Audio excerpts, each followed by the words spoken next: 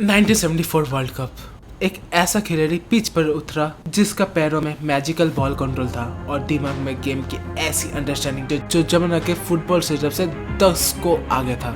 उनका नाम था जोहान क्राइफ। हम सब ने उनके लेजेंडरी गोल्स देखे, उनका आइकॉनिक प्लेइंग स्टाइल देखा और वो टाइमलेस क्राइफ टाइम देखा जिसने डिफेंडर को फ्रीज कर दिया। ऐसा player he was a perfection genius जिसने टोटल फुटबॉल को ग्लोबल स्टेज पर इंट्रोड्यूस किया। लेकिन हिस्ट्री में बहुत कम ऐसे प्लेयर हुए हैं जो पिच के अंदर जितना महान थे डगआउट में आकर उससे भी ज़्यादा रेवोल्यूशनरी बन गए।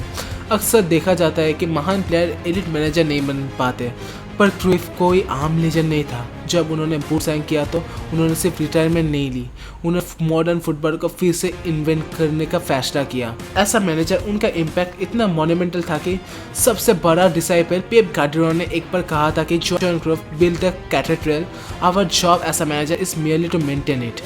आज आप जब मॉडर्न फुटबॉल में जिस high pressing, position heavy, half प्लेस डोमिनेंस को देखते हो वो बेसिकली क्राइफ का ही एक लिविंग लीगेसी है। पेप गार्डियोला ने उस ब्लूप्रिंट को परफेक्शन पर पहुंचाया। मिकेल आर्टेटा ने उस टैक्टिकल जियोमेट्री को यूज़ करके आर्सेनल को टॉप पर लाया। ज़ैवी और लुइस एनरिके उस आइडियोलॉजी पर चढ़ के बार्सिलोना को सक्सेस दिलाया और लुइस एनरिके तो पीएसजी के साथ 2 यूसीएल भी जीता। तो hello everyone, welcome back to PG analysis. Johan Cruyff का मैनेजरियल जीनियसनेस और उसका टैक्टिक्स जो फुटबॉल को हमेशा के लिए चेंज कर दिया। So if you are interested keep watching. शुरुआत करते हैं उनके टैक्टिक्स से। क्राइफ अपने प्लेयर से टैक्टिकली बहुत ज्यादा आगे था। उनके मिडफील्डर जनरल उसे भी एक फेमस और फनी स्टोरी बताए थे। जब Cruyff as a manager Barca आया था तो उन्होंने ड्रेसिंग रूम में एक ब्लैक बोर्ड मंगवाया और उस पर ड्रॉ किया 3 डिफेंडर, 4 मिडफील्डर और 2 आउट टू आउट विंगर्स और 1 सेंटर फॉरवर्ड। और उसके बाद उसे भी कहते हैं हमने एक दूसरे की तरफ देखा और सोचा what the hell it is. और अब को लग रहा है ये क्यों बोला, तो ये एरा था 4-4-2 या फिर 5-3-2 फॉर्मेशन का। मतलब उस टाइम में मैनेजर सेफ्टी प्रेफर करते थे, मतलब जितना ज्यादा डिफेंडर पीछे रहेगा उतना ज्यादा अच्छा। तो इसीलिए प्लेयर्स ओपनली बिलीव नहीं कर पाए कि टीम में इतना सारा अटैकर्स है और डिफेंडर इतना कम। पर यही था क्राइफ का एब्सोल्यूट मास्टर स्ट्रोक।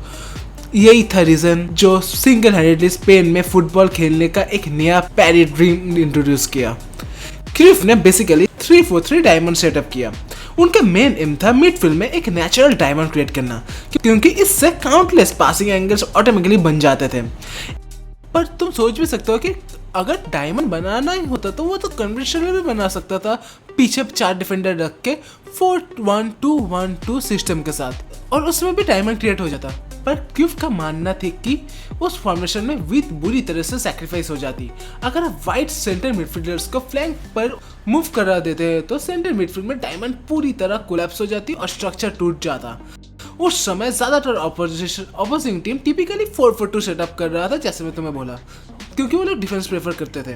और क्राइफ का सिंपल लॉजिक बिलीव था कि ऑपोजिशन का स्ट्रिक्टली 2 फॉरवर्ड के अगेंस्ट पीछे 4 डिफेंडर रखना टोटल वेस्ट ऑफ 1 प्लेयर होगा। उसके ऊपर से अगर क्राइफ बैक फोर खिलाते तो उनके टीम सेंटर में हेवीली ओवरलोड हो जाती, जहां ऑपोजिशन के 8 प्लेयर उनके 6 प्लेयर का आसानी से आउट नंबर कर देते हैं। इसीलिए एक नेचुरल डिफेंडर को स्मार्टली एग्रेसिवली मिडफील्ड में पुश करके उन्होंने हायर अप पिच में 7 वर्सेस 8 की क्लोज बैटल सेटअप किए। इस टैक्टिकल ट्विक से टीम के पास सेंटर में कंस्टेंटली सुपीरियरिटी क्रिएट रहती और उन्हें विंगर को टचलाइन हक करने की स्ट्रिक्ट ऑर्डर दिया, और उसके ऊपर से उन्होंने विंगर्स को स्ट्रिक्टली ऑर्डर दिया कि टचलाइन को हक कर को। हालांकि ये इंपॉर्टेंट है समझना कि ये कोई टिपिकल फ्लैट बैक 3 नहीं थी। रोनाल्ड कोमन इस डिफेंस का हर्ट थे। मेनली वो एक लिबरो या फिर स्वीपर की तरह बहुत डीप सीट करते थे। इसका मतलब एफिटेकली टीम के पास अब पिच पर 2 नेचुरल डायमंड्स क्रिएट हो रहा था। कोमैन के साथ खेलने वाले बाकी 2 डिफेंडर के पास पिच को टोटल विड्थ कवर करने की एक्सट्रीम मोबिलिटी होनी जरूरी थी। और एल्बर्ट फ्रेरेर और Sergi Barjuan actually natural white centre back नहीं थे, बल्कि इनहेरेंटली फुल बैक थे। उनकी एग्रेसिव रिकवरी प्रेस ने इस रिस्की सिस्टम को बैलेंस करवाया। अगर ये कोई सेंटर बैक होता तो ये काम कभी पॉसिबल नहीं होता, पर ये लोग फुल बैक थे, इसीलिए वो लोग वाइट सेंटर बैक की तरह खेल पाए और एक में जो बोला डबल डायमंड्स क्रिएट कर पाए। बिल्ड फेस में क्राइफ की एब्सोल्यूट प्रायोरिटी पोजीशन को सेफली मेंटेन रखनी थी। उनका मानना था कि जब तक आपके पास बॉल है ऑपोजिशन स्कोर नहीं कर पाएगा।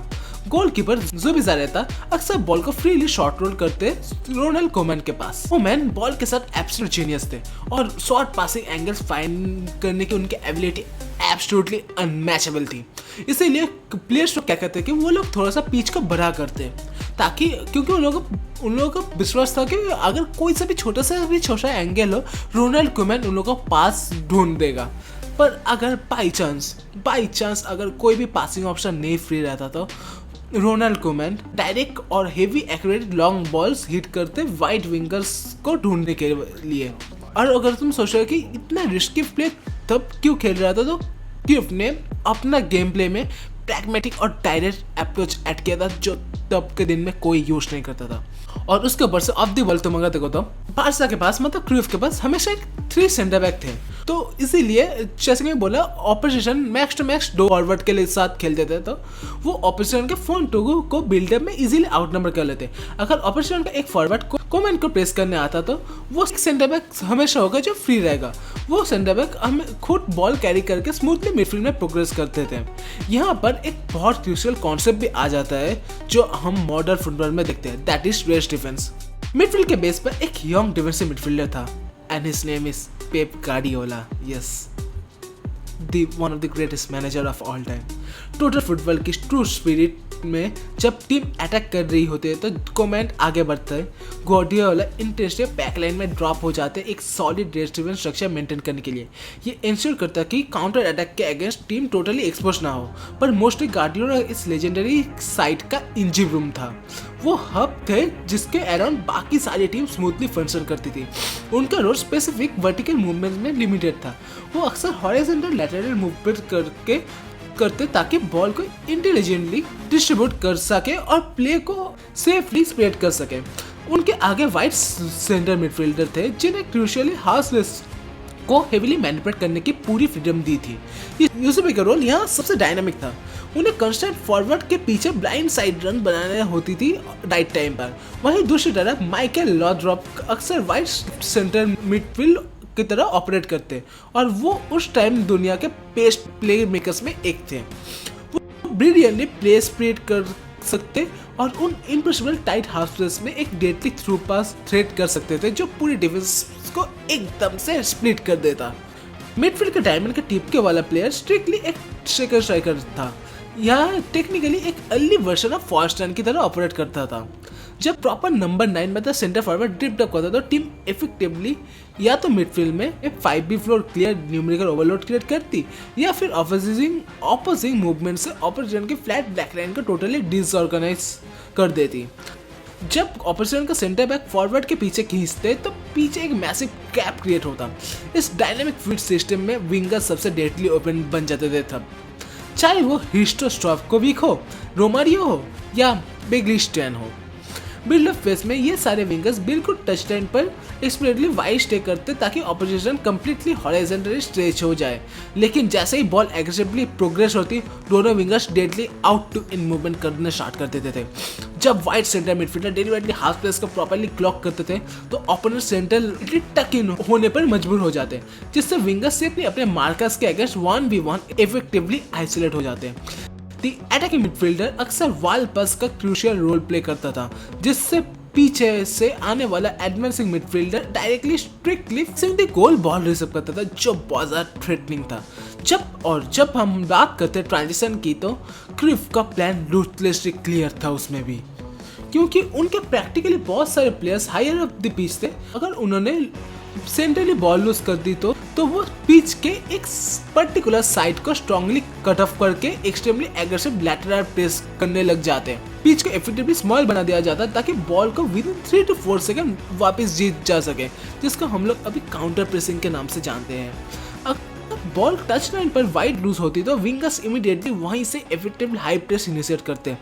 हालांकि प्रोलॉन्ग डिफेंसिव फेजेस में वो अटैक एक्टिवली डीपर ब्लॉक में ड्रॉप होते, जहां naturally John Carlos defensively left back पर शिफ्ट होकर एक ट्रेडिशनल बैकफोर्ड बना लेते ताकि वल्नरेबिलिटी स्ट्रिक्टली मिनिमाइज हो जा सके।